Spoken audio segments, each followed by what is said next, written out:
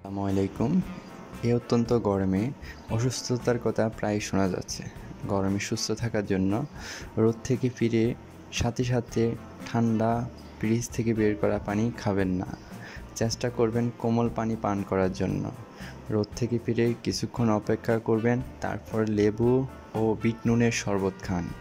সুস্থ থাকার জন্য প্রতিদিনই একটা শসা খেতে পারেন, কলা খেতে পারেন, পানির চাহিদা মেটাতে তরমুজ খেতে পারেন, ডিহাইড্রেশনের সমস্যা থেকে মুক্তি পেতে টক দই খেতে পারেন, দুপুরে ও সকালে এক বাটি করে পাকা পেঁপে খেতে পারেন। গরম কমাতে পুদিনা পাতা খাওয়ার অভ্যাস করুন।